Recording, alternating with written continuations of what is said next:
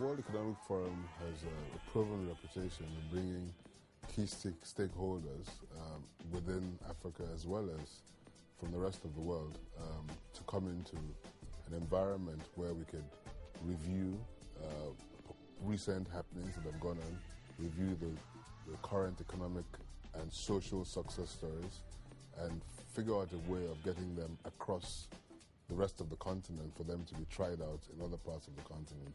I also like the forum as an opportunity for us to also ensure that we can get some more integration within the continent, but oftentimes there are very, very few forays for the African private sector to talk to itself, and this World Economic Forum gives us that opportunity to speak to ourselves, and particularly with the emergence of indigenous capital, it gives us a chance to know who's doing what in whatever environments and what the challenges have been and what the solutions have been as a means of fostering economic growth across the whole continent. It's also a great place where you know that the rest of the key decision makers in the world tune into to get a view and a pulse for where the continent is going, and also a place where you would certainly meet a substantial amount of investors, key decision makers, and so the networking opportunities are excellent.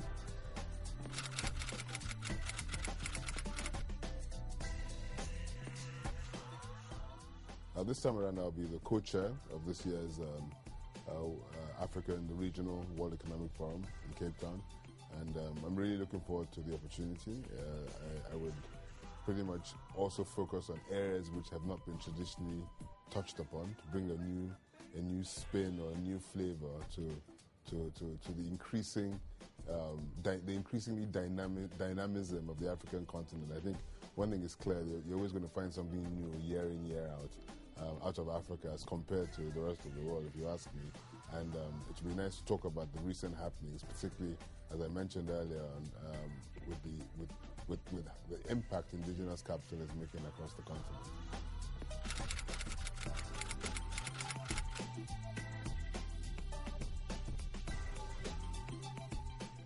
Well, in terms of economic recession, I mean, one of the key things has been we benefited from the fact that derivatives weren't big things here.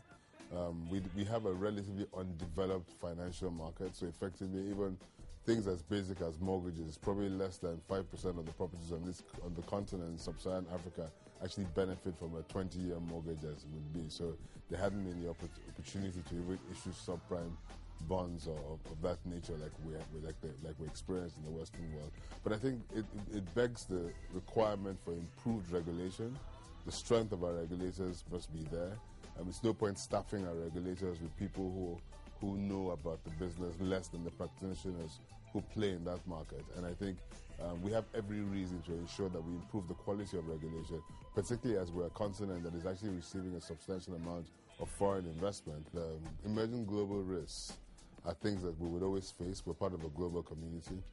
So on one hand, we've got the political risks which we face, for example, terrorism, safety of property, for example, and with increasing global integration of security management, we've seen a lot of the governments in Africa spending quite a bit of time in exchange of data information, strengthening of the security in the borders, strengthening of the security in the airports, to ensure that we have a peaceful coexistence with the terrorist threat being contained.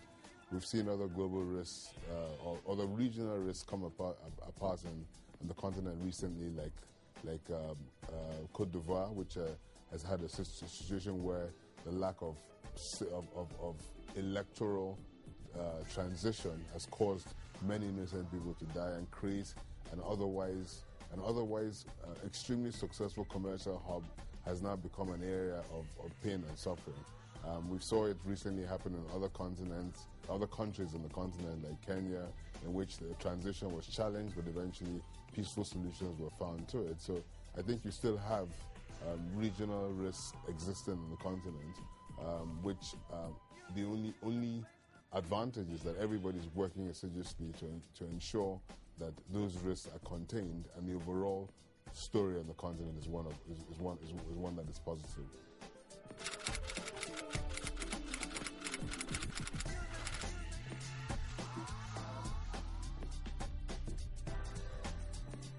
The question is, how do we take a success story from one country or one region and replicate it into another region?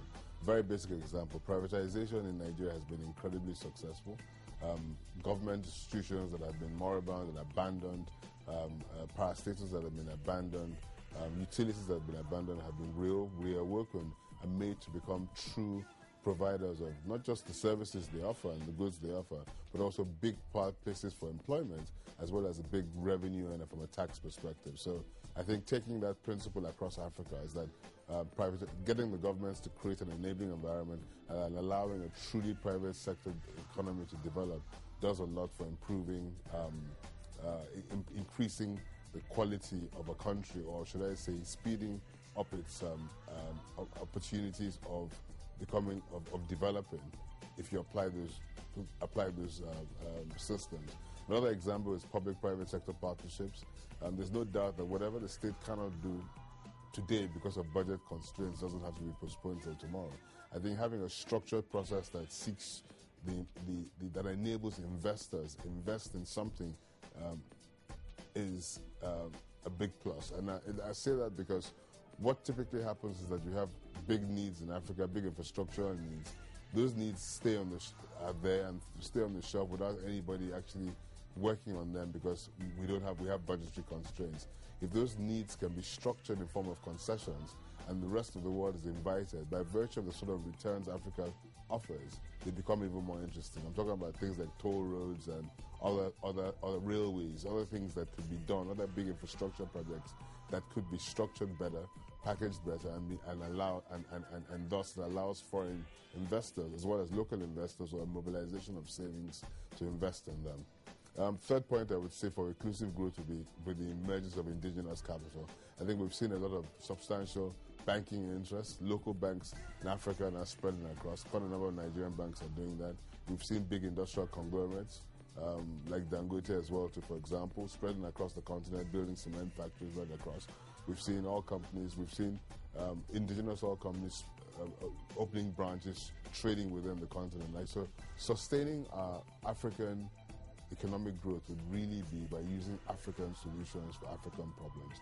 I do not think we will have a simple imported economic model that we could utilize, and we do need to get the best of what different regions within the continent have done, merge them with international good world-class practices, and then you have a pattern or a platform for sustainable economic growth in the continent.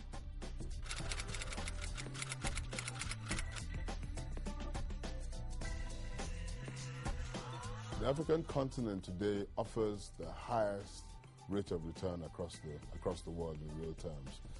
Africa has benefited from growth in excess of 5% for the last 10 years. This growth has not been driven entirely by commodity prices. It's been driven by the emergence of a middle class right across the continent requesting to be serviced with new goods and services. A very basic example being the telecoms industry and the success story it's had on the African continent, and how this continent over the next 20, 30 years would be, second to Asia, the highest consumer of telecom products in the world as we see it. So indeed, what you will find is a consistent success story, because there's no doubt that the demand exists, the population exists, the resources exist, and it's just been a question of being able to get the right balance in a safe political haven to invest, okay, and to ensure that the people can generate the resources that they need to do so to provide a steady returns for the rest of the world.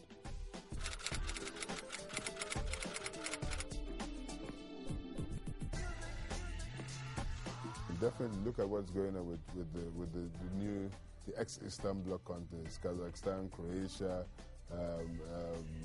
Azerbaijan. They're all doing a lot towards setting themselves as investment destinations.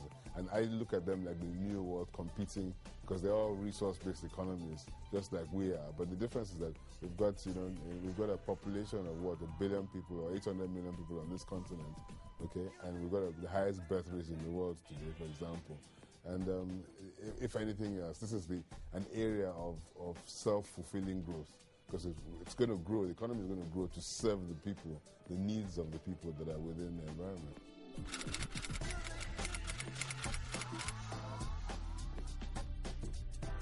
I think what you would witness, from my own perspective anyway, is that you can actually make a change. You can actually influence things. And you're not just some helpless individual in a continent that is regarded as the least developed in the world, but where you know that collectively there are like minds and there's positivity, there are opportunities, and there's the opportunity of being able to utilize an intellectual base to truly debate the issues and ask yourselves, is it possible to achieve them? And you have a diverse set of people from all over the world being able to contribute and talk about their own experiences and show you